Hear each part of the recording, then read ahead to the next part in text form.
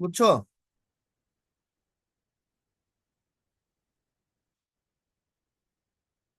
So তোমাদের আজকে যে এই যে সাজেশন দেওয়াটা, এটা একদম ফেলে দেওয়ার মতো সাজেশন না, ভালো সাজেশন করছে।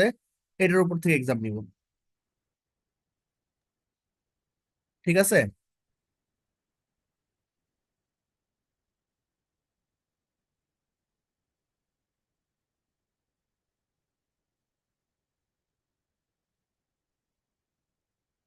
এখানে যা আছে সব ওইগুলোর উপরে নিবেন। হ্যাঁ। এন্ড আচ্ছা। এই কয়দিনের মধ্যে তোমাকে এইগুলোর আমাকে সাজেশন বলতে হবে যে নেক্সট আজকে কি বার? আজকে হচ্ছে তোমার মঙ্গলবার। তুমি থার্সডে অথবা কালকে বা পরশু, আজকে কালকে পরশু এই 3 দিনই তুমি টাইম পাবা আমার সাথে যে কোনো সময় ডিসকাশন করার, যে ভাই আমার এই টপিকটায় প্রবলেম আছে, আমি এই টপিকটা আমার সলভ করা দরকার। তুমি যে কোনো সময় আমাকে কল দিতে পারো, ঠিক আছে? ব্ল্যাকের। হ্যাঁ হ্যাঁ, উইলিয়াম ব্লেকের। ঠিক এইভাবে আমি প্রত্যেকটা চ্যাপ্টার তোমাদেরকে গুছাবো, যেন তোমাদের পরীক্ষার আগে ধাক্কা না লাগে যে ভাইয়া এইটাই সমস্যা ওইটাই সমস্যা। এই ট্রমা থেকে তোমাদের বেরিয়ে আসতে হবে, ঠিক আছে? যেন পরীক্ষার আগে আমার শুনতে না হয় তোমাদের এই প্রবলেম ওই প্রবলেম। সব প্রবলেম আমরা আস্তে আস্তে সলভ করে ফেলবো, ঠিক আছে? ওকে। জি ভাইয়া। তো আজকে আমরা যে টপিকটা পড়বো সেটা হচ্ছে ডন জুয়ান। এই টপিকটা আমরা ধাপে ধাপে শেষ করব। চার্জারটা দাও তো সাবির। ভাইয়া একজন পড়তে চাইছিল আপনার কাছে। আচ্ছা, তুমি তাদেরকে জয়েন করে ফেলবা। আর কয়দিন আগে আমি তোমাদের একটু বলি, নাম বলবো না, একটা মেয়ে, ঠিক আছে, আমার কাছে পড়তে চাইছিল, বুঝছো? তো ওই মেয়েটার উদ্দেশ্য হলো পড়াশোনা করা না। ওই মেয়েটা আমাকে বলতেছে যে ভাইয়া, আমি আপনার কাছে ক্লাস করব, ক্লাসটা এত ইম্পর্টেন্ট না, কিন্তু আমার সাজেশন লাগবে। আমি কি তোমাদের কখনো সাজেশন মুখী করাইছি বা সাজেশন বেসড পড়াইছি? বলো তো। না। এই চ্যাপ্টার পড়াইছি, এই চ্যাপ্টার রেখে গেছি, এরকম হয়েছে? সো এইসব এইসব স্টুডেন্ট থেকে দূরে থাকবা। ওরা নিজেরাও ঠিক মতো পড়বে না, ওরা তোমাদের সাথে চলে তোমাদেরকে নষ্ট করবে। ওরা ফ্রেন্ড হইতে পারে না, ঠিক আছে? আমাদের বদরুন না স্যার। তোমাদের বদল গেছে না, যে তোমার বলতাম না। আচ্ছা, তো আজকে আমরা পড়বো ডন জুয়ান, তাই তো? ডন জুয়ান একটু নষ্ট পড়াশোনা, বুঝছো? একদম বাজে। বাট এখানে থেকে শেখার একটু আছে, কারণ ওই সময়ের কালচারটা কিরকম ছিল, ওই সময় থেকে ছিল। বাট ডন জুয়ান হলো অনেক সোজা, এই জন্য আমি পড়াইতেছি, বাধ্য হইলাম। যদি এটা যদি একটু ডিফিকাল্ট হইতো তাহলে আমি পড়াইতাম না। এখান থেকে ব্রড কোশ্চেন লেখাটা পরীক্ষার হলে খুব ইজি হবে। আর এইখান থেকে একটা প্রশ্ন আসবে, সেটা লিখে রাখতে পারো, এটা দুনিয়া ঘুরে গেলেও আসবে। সেটা হচ্ছে treatment of marriage and love, ঠিক আছে? Treatment of marriage and love.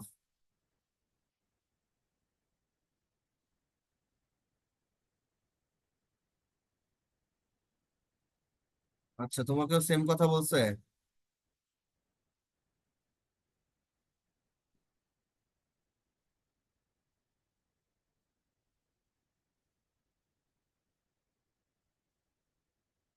ওকে। আমার স্ক্রিন দেখা যাচ্ছে? এই বাচ্চারা, কথা বলবা?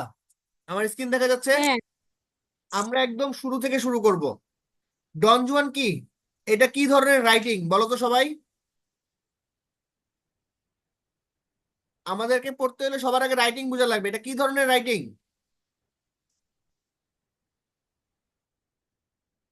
এটা কি ধরনের কবিতা? বাংলায় বলো, কি কবিতা এটা? সনেট? গীতিকাব্য? মহাকাব্য? কি কি? এপিক। এপিক? কি এপিক? Mock epic? তাহলে কি আমরা এটা যদি জানি, তাহলে আমরা কি যে কোনো সময় আমরা এই লাইনটাও ইউজ করতে পারবো।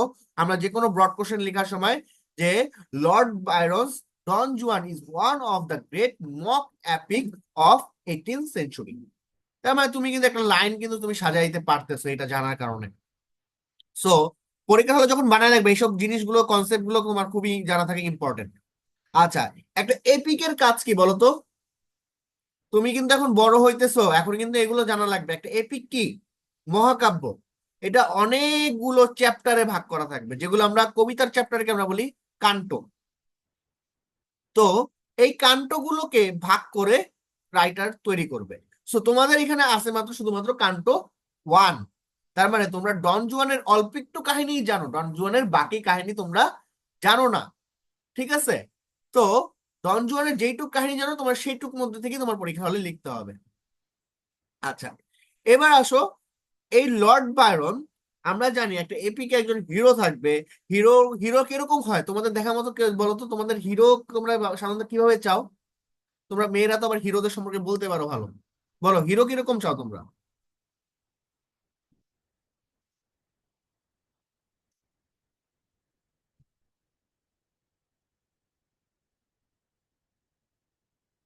হিরো তো সবসময় পজিটিভ এন্ড ভালো হয়, অনেস্ট হয়। আচ্ছা, তারপর হিরো তো খালি শুধুমাত্র পজিটিভ না, অনেক হিরোর অনেক ভাবে ক্যারেক্টারিস্টিক্স করা যায়। Looking attractive, handsome, honest, yes. সে খুব অ্যাট্রাকটিভ হবে, অনেস্ট হবে। কিন্তু আরেকটা আরেকটা ক্যারেক্টার তোমরা বলো না, সেটা মিস করে গেছো। সেটা হচ্ছে হিরোর একটা ক্যারেক্টার আছে অ্যাডাল্ট অ্যাডাল্ট। হ্যাঁ, হিরো খুব ভালো ডিসু মাইক দিতে পারে, বুঝছো? হিরো কি করতে পারে? ডিসু মাইক দিতে পারে। সো তোমাদের অনেক সময় কোশ্চেনটা আসে, এই বছর আসবে না কিনা জানি না, বায়োনিক হিরো। ঠিক আছে? সো হিরো আর বায়োনিক হিরো দুইটার মধ্যে পার্থক্য আছে। তো তো আমি যদি কোনো হিরো এস্টাবলিশ করি তাহলে সেই হিরোটার নাম কি হবে? সাফায়েত হিরো, তাই না? তুমি যদি কোনো একটা হিরো ইয়া করো, তোমার নাম অনুযায়ী সেই হিরোটা হবে। সো যেহেতু বায়রন হিরো আবিষ্কার করছে একটু ডিফারেন্ট ওয়েতে, তাই এই হিরোটাকে বলা হয় বায়রনিক হিরো। ঠিক আছে?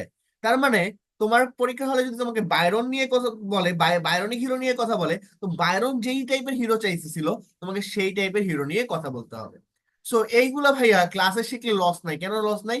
কারণ তোমার পরীক্ষায় যদি কোশ্চেন আসে শর্ট নোটস বায়রনিক হিরো, তখন কিন্তু তোমার এটা মুখস্থ করা লাগতেছে না। ভাইয়া কি বলছিল? বায়রনিক হিরো। তার মানে আমরা যেভাবে হিরো ভাবি, তো বায়রন অন্যভাবে হিরো ভাবতো। তো বায়রন কি কিভাবে হিরো ভাবতো, সেই হিরোর ক্যারেক্টারিস্টিক যদি আমরা লিখে রাখি তাহলে আমরা বায়োনিক হিরো হয়ে গেল। আচ্ছা, তো এবার আসো এখান থেকে একটু দেখি। Lord Byron was the most aristocratic, flamboyant and notorious of the great romantic. সে খুব একটা, লর্ড বায়রন খুব আভিজাত শ্রেণী থেকে বড় হয়েছিল এবং সে অনেক বেশি উশৃঙ্খল টাইপের ছিল। Yet he was a popular figure in his own day and influence on the literature. এবং সে লিটারেচারে অনেক ভালো ইনফ্লুয়েন্স বা প্রভাব ফেলেছে, which came after him. When he was 3, যখন সে 3 বছর ছিল, his father died in France. তার বাবা ফ্রান্সে মারা যায়। The boy was raised by his mother under impoverished and unstable conditions. এবং এই বয়টা তখন থেকেই তার মাদারকে বড় মাদারের কাছে বড় হইতেছিল। ঠিক আছে? তো এই জায়গায় কয়েকটা ক্যারেক্টারিস্টিক্স আছে, আমি ক্যারেক্টারিস্টিক্স আগে যাব না। এবার আসো বায়োনিক হিরো কাকে বলে, ফিচার অফ বায়োনিক হিরো। তো তোমরা আমার স্ক্রিন কখনো না দেখতে পারলে ডিরেক্টলি আমাকে জানাবা। আশা করি আহ, আমি এখন তোমাদেরকে আরো ভালো করে তোমাদেরকে দেখাইতে পারবো। আমি এই ল্যাপটপে জুমের ফিচার্সটা জানতে পারলে আমি আরো অনেক ভালো করে কাজ করতে পারবো। আচ্ছা, বায়োনিক হিরো কি? একটা uncommon hero and different from traditional hero. So তোমরা তো সাধারণত ভাবে জানো আমরা যেভাবে হিরো চাই, বায়োনিক সেভাবে হিরো ভাবতো না। So she selects from different contemporary pantomime. তাই সে বিভিন্ন অন্য জায়গা থেকে হিরোকে কি করছে, আবিষ্কার করছে। So he doesn't choose contemporary military such as Barnave, Brissot, Mirabeau and Tenby. There were man before Agamemnon. আচ্ছা, আমি তাহলে এইখানে এই নামগুলো কিভাবে জানলাম? কারণ তোমরা যদি কবিতার ফার্স্ট ফার্স্ট ফার্স্ট লাইন গুলো দেখো, সেখানে সে বলেছে যে সে কেন ডন জুয়ানকে চুজ করেছে, সে কেন বার্নাবা, ব্রিসট, মিরাবাও এন্ড গ্রেনবিকে চয়েস করে নাই। এই রিজন গুলো তার ছিল, দ্যাটস ওয়াই সে তাদেরকে চয়েস করে নাই। There were man before Agamemnon. Agamemnon হচ্ছে একজন Greek leader. Byron want to expose hypocrisy and corruption of high society through his hero. তার মানে বায়রনের মেইন টার্গেট কি ছিল? কেন বায়রন এইসব সাহসী বীর পুরুষদেরকে হিরো হিসাবে নেয় নাই বলতো?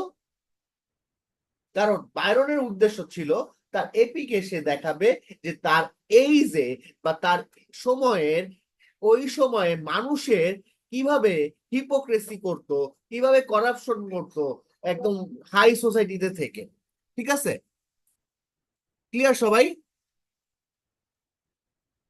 তাহলে আমি যদি বলি তোমাকে এক লাইনে, বলো তো কেন বায়রন অন্য অন্য হিরোদেরকে চয়েস করে নাই?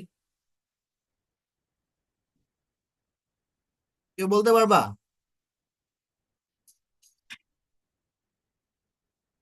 কেন বাংলাদেশ সে শাকিব খানকে কেন চয়েস করে নাই বলো?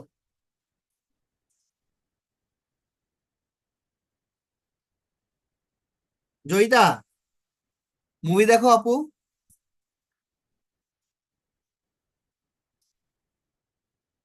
জয়িতা, এই মেয়েটা কি আমার উপর রাগ করছে নাকি কথা বলা বন্ধ করে দিছে? জি ভাইয়া, আছি। মুভি দেখো? পরান যায় জ্বলিয়া রে, দেখো? ছোটবেলায় দেখছি ভাইয়া। আচ্ছা, তো বলো তো বায়রন কেন আহ দেবরে চয়েস করলো না, কেন ডন জুয়ান রে চয়েস করলো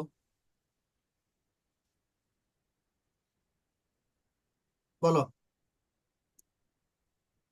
বায়রন বায়রন কেন জিতকে চয়েস না করে ডন জুয়ানকে চয়েস কারণ করলো? দেবজিৎ আমরাই চিনি না, এই জন্য।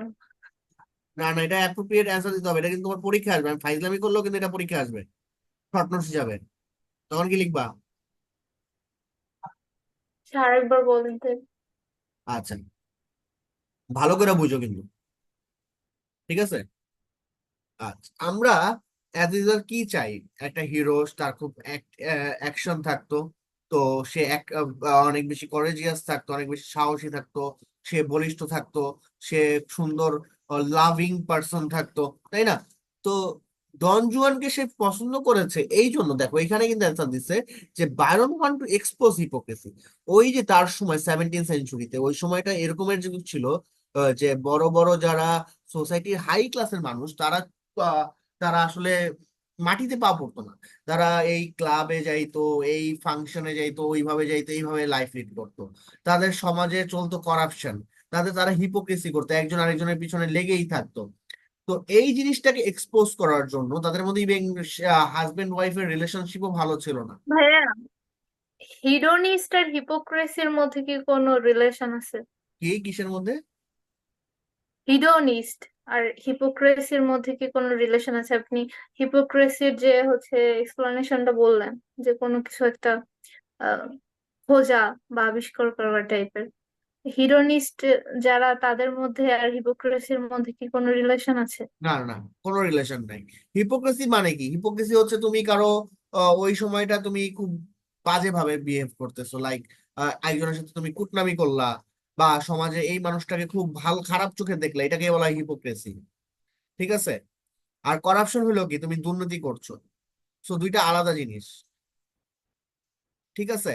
সো এই সময়টা মানুষ, আমি বলি ওই সময় কালচারটা এরকম ছিল, লাইক পার্টি, মেয়েদের মধ্যে চাহিদা ছিল, তারা খুব লাক্সারিয়াস লাক্সারিয়াস ম্যানদের সাথে যাবে, ফিজিক্যাল অ্যাফেয়ার করবে, অনেক দামি দামি ডায়মন্ড পরবে, ড্রেস আপ অনেক ওয়েস্টার্ন হবে।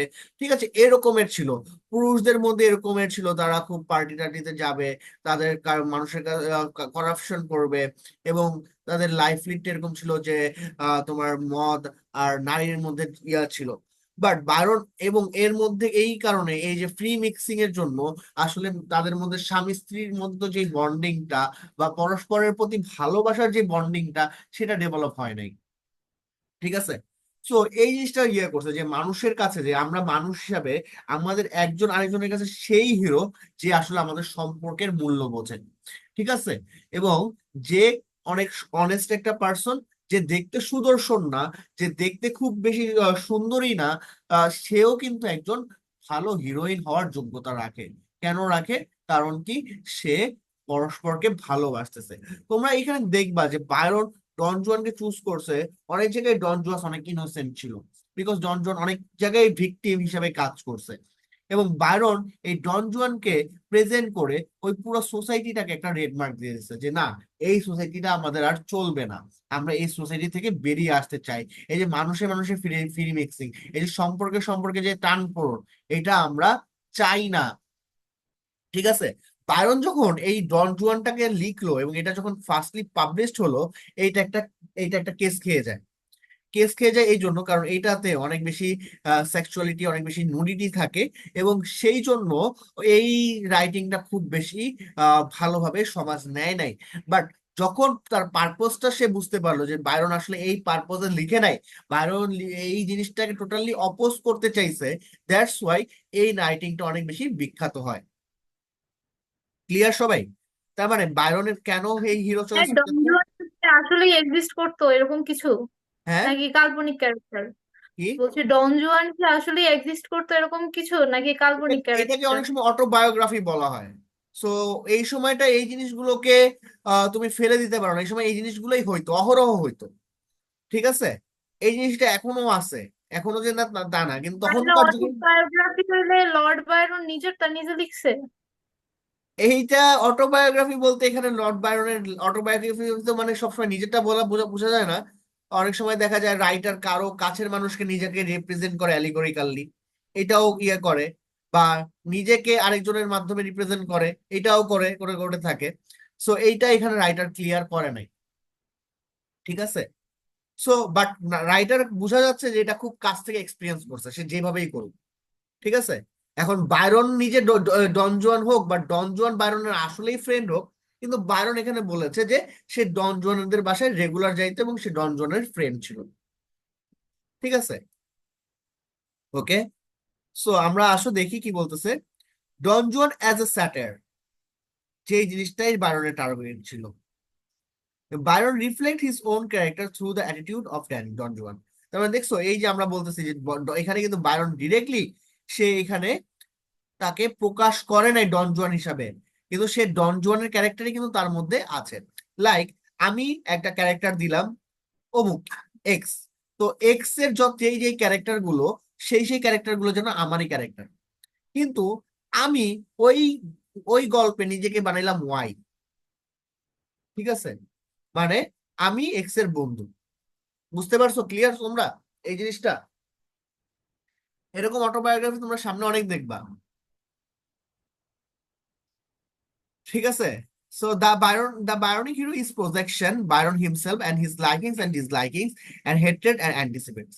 তো বায়রনিক হিরোর মাধ্যমে বায়রন তার হিমসেলফ, তার লাইকিং, তার ভালো লাগা খারাপ লাগা এই জিনিসগুলোকে, তার হেট্রেড অ্যান্টিসিপেটস, এগুলো সে প্রকাশ করেছে। Byron choose his hero to shatter the existing society. Byron তার হিরোটাকে চুজ চুজ করেছে যেন সে ওই সোসাইটিটাকে, পুরো সোসাইটিটাকে কি করতে পারে, হাস্যরসাত্মক ভাবে বর্ণনা করতে পারে, যাতে করে সোসাইটি। আচ্ছা, একটা স্যাটায়ারের উদ্দেশ্য কি বলতো? স্যাটায়ার কি, কে পারবা বলো স্যাটায়ার বলতে? এটা সবার পারা উচিত। ব্যঙ্গ ব্যঙ্গ ব্যঙ্গ করো ভাইয়া, এটার ব্যঙ্গধর্মীর মাধ্যমে সমাজের কিছু কিছু প্রতিচ্ছবিটা তুলে জিনিসের নিয়ে আসে। অ্যান্সার তোমাকে কখনো মুখস্থ করবা না, সেগুলো তুমি মুখস্থ না করে মনে রাখবা, তুমি আজীবন বলতে পারবা, বাট মুখস্থ করবা জীবন শেষ। যেমন স্যাটায়ার, এপিক, তারপর এলিজি, এগুলো তুমি যদি মুখস্থ করো তো তোমার জীবন শেষ। তোমাকে এগুলো মনে রাখতে হবে। স্যাটায়ার কি বলতো? ভাইয়া ব্যঙ্গধর্মী, সমাজের প্রতিচ্ছবি ব্যঙ্গ করার হ্যাঁ, মাধ্যমে এইটার তুলে ইংলিশ ধরে। বলতে হবে। Satire is one kind of ridiculous writing by which writer try to rectify the society, যার মাধ্যমে রাইটার সমাজটাকে কি করতে চায়, পরিশোধিত করতে চায়। ঠিক আছে, তাহলে এইভাবে তুমি যদি তুমি মনে রাখো তাহলে কিন্তু তুমি ভুলবা না। আচ্ছা, তাহলে এবার দেখো এখানে কিন্তু অনেকটা সামারি দেওয়া, এগুলো আমি পড়বো না। The classification of Byronic hero, Byron hero কি কি ক্লাসিফিকেশন হতে পারে?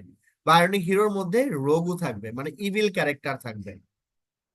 বায়রনিক হিরো কিন্তু লুজ মোরালিটি হবে, মানে আমরা হিরোকে দেখি কি সে আসবে, নায়িকাকে কেউ যদি আক্রমণ করে সে তার বরঞ্চ তার জ্যাকেটটা নায়িকাকে দিয়ে দিবে, তার তার ইজ্জত বাঁচাবে।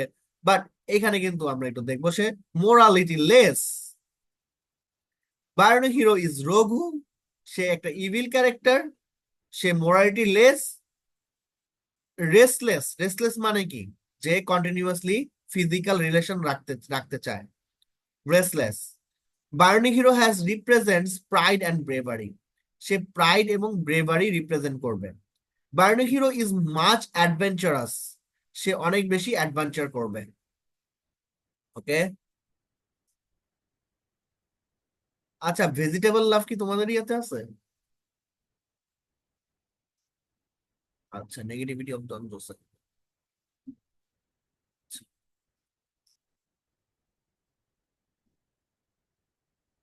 আমি তোমাদের একটা হোমওয়ার্ক দিতে চাই, কিন্তু তোমাদের হোমওয়ার্ক দিয়ে আমি একটুও স্যাটিসফাই না, কারণ তোমরা করো না।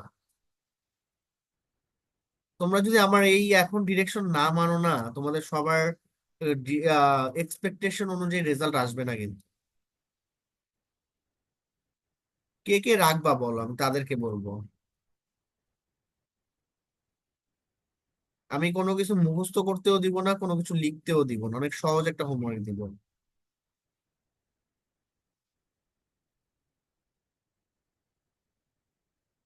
কে কে রাখবা? হোমওয়ার্ক হোমওয়ার্ক করবা বলো।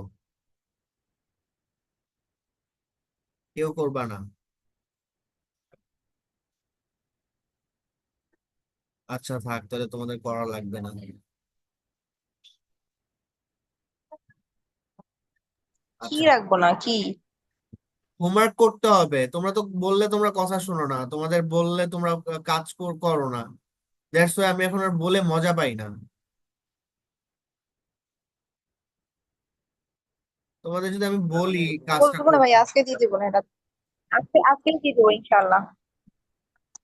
আচ্ছা, তোমরা আজকে আমার এই যে রাইটিং যেটা আমি দিছি, সবাই লিখে রাখো। এই রাইটিংটা তোমরা 2 থেকে 3 বার রিডিং পড়বা, এবং অর্থ সহকারে, বাংলা অর্থ বুঝে বুঝে রিডিং পড়বা। নট মিনস দ্যাট যে তুমি এইটা কি করতেছো, বাংলা অনুবাদ করতেছো, এরকম না। লাইক এইভাবে পড়বা, লাইক এরকমের দেখো। এবং আমি তোমাদের কাছ থেকে কনসেপ্ট নিব। যেমন দেখো, দ্য কনজুগাল লাইফ, কনজুগাল মানে কি? বৈবাহিক সম্পর্ক, of Don Alfonso and Donna Julia is shattered. তাদের এই শারীরিক সম্পর্ক কি হয়েছে? শ্যাটার্ড বা প্রকাশিত হয়েছে। Alfonso is a man of 50, তার বয়স 50 বছর, and Julia is a young man of 23, সে 23 বছর। There is a huge age difference between them, তাদের মধ্যে অনেক বড় ধরনের একটা এজ গ্যাপ রয়েছে। Alfonso is unable to fulfil dot dot dot dot with joking about the word 50। আচ্ছা, আলফেন্সো যেহেতু আনেবল, সেহেতু তাকে নিয়ে যোগ করা হইতো, বলতো এই যে দেখো, অনেকটা মজার যোগ। এটা কিন্তু আহ লর্ড বায়রন তার কবিতায় উল্লেখ করছে। Thieves commit crimes when they are in the gangs of 50। কি বলছে? যে চোররা একটা বড় রকমের ক্রাইম বা ডাকাতি করতে পারে যখন তারা 50 জনের সদস্য হয়। But at the age of a 50, যখন একটা পুরুষ মানুষের, a man can not make love to women, একটা বা পুরুষ মানুষের যখন 50 বছর হয়ে যায়, তখন কিন্তু তারা ভালোবাসতে পারে না বা ভালোবাসা ফুলফিল করতে পারে না, and can not fulfil her physical desire, তার শারীরিক চাহিদা পূরণ করতে পারে না। So Byron ironically says it is better for a young lady to have two husbands of 25 years each. So একজন হাজবেন্ড 50 বছর থাকার থেকে দুইজন হাজবেন্ড 50 বছর থাকা অনেক বেশি ভালো। বুঝছো? এইটাকে বলা হয় মক। সে এখানে মক করেছে ডোনাল্ড ফেলসোকে। সো এইভাবে তুমি যদি পুরো রিডিং পড়ো এবং 2-3 বার রিডিং পড়ো, আই হোপ যে তুমি এই পুরো ইয়াটার একটা ক্যাপচার তুমি তোমার ব্রেনে নিয়ে আসতে পারবা। দেন তুমি এখান থেকে যে কোনো ব্রড কোশ্চেন আসলে লিখতে পারবা। বুঝছো কেন বলছি আমি?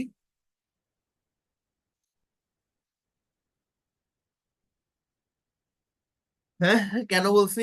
এই জন্য বলছি যে এইভাবে যদি তুমি পড়ো তাহলে তোমার পুরো অ্যান্সারটা তুমি তুমি নিজে সাজাতে পারবা। বুঝতে পারছো? ওকে, এখান থেকে আর কোনো কিছু বোঝার আছে? কোনো ক্যারেক্টার সম্পর্কে কনফিউজ আছে? আচ্ছা বাচ্চারা, তোমরা তো আগে অনেক বেশি কথা বলতে, এখন কথা বলতে পারো না কেন? ফাহমিদা, জয়িতা,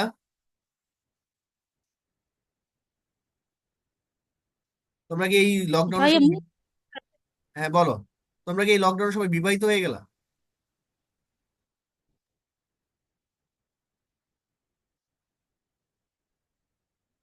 ফাহমিদা কি বলতে দিছিলা? মুমুরাও তো কথা বলে না। মুমু কথা বলে তো, মুমু একটু আগে কথা বলছে।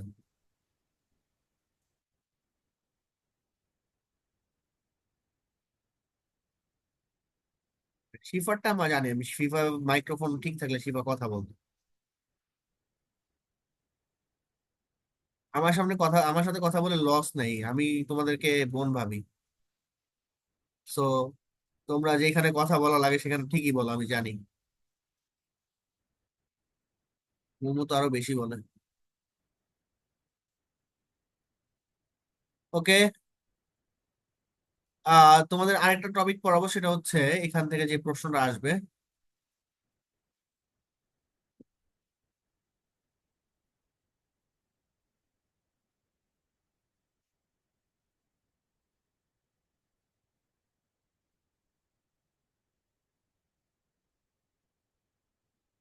আচ্ছা, এই প্রশ্ন থেকে এই পুরো 100% আসবে। জয়িতা কথা বলো না কেন? আচ্ছা, এই প্রশ্নটা 100% আসবে। বাট তোমাদের এই এইভাবে যদি আমি বলে দিই, তোমাদের ওই যে ডিপার্টমেন্টে বা তোমাদের অনেকেই ফ্রেন্ডরা অনেক খুশি হবে, কিন্তু আমি এরকম চাই না।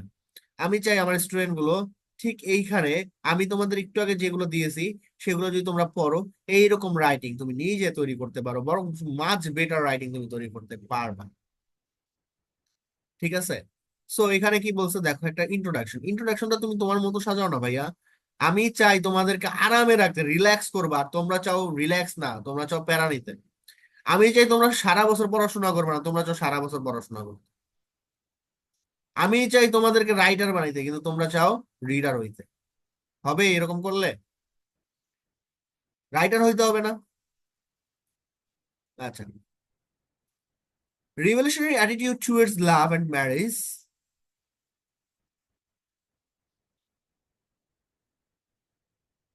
Revolutionary attitude মানে বিপ্লবী অ্যাটিটিউড টুয়ার্ডস লাভ, লাভ এবং ভালোবাসার মধ্যে বিপ্লবী যে attitude has been picked up second generation romantic poet. Romantic poet ভালোবাসা এবং লাভের মধ্যে যেই রিভলিউশনারি রয়েছে সেটা কি তুলে ধরেছে সেকেন্ড জেনারেশনে এই রোমান্টিক পয়েট লর্ড বায়রন। এই সাল দিতে পারলে কোনো সমস্যা নাই, না দিতে পারলে কোনো সমস্যা নেই। His treatment of love and marriage bears a certain philosophical psychological significance of how to be very happy in conjugal life and expose the hypocrisy and corruption of the upper class. আচ্ছা, আচ্ছা, এইটুক মুখস্থ করতে চাও কে? আর নিজে নিজে লিখতে কে কে চাও? তাদের জন্য আমি বলবো, আর যারা মুখস্থ করতে চাও তাদের জন্য আমি বলবো না। যদি তোমরা সবাই মুখস্থ করতে চাও তাহলে আমি কাউকে কিচ্ছু বলবো না। বলো। আর যদি নিজে নিজে লিখতে চাও তাহলে আমি বলবো।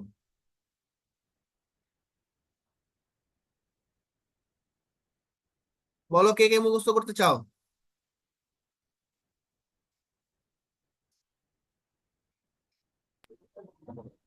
নিজে লিখবো। নিজে লিখবা? আচ্ছা, ওকে। Love and relationship are interconnected to human beings. মানুষের মধ্যে লাভ এবং রিলেশনশিপ নাই, না থাকলে মানুষই চলতে পারে না। And the treatment of love and marriage has a different outlook, which was presented by Lord Byron in his poem Don Juan. His psychological analysis of how to be happy in conjugal life and the hypocrisy or and the corruption of and the satire of upper class society uh, is the high is highlighted in his every canto of his poem Don Juan. Simple ভাই, কোনো একটা কঠিন word use করি নাই, কোনো একটা কঠিন ভাবে ভাবি নাই, একদম সিম্পল ভাবে ভাবছি, সিম্পল ভাবে লিখছি। মুখস্থ করা লাগে না, তো কষ্ট করে কে মুখস্থ করে? এবং এরকম যদি তুমি পরীক্ষার হলে ভাবতে পারো, তুমি যে কোনো প্রশ্ন আসলে তুমি একটা ভালো ইন্ট্রোডাকশন সাজাইতে পারবা।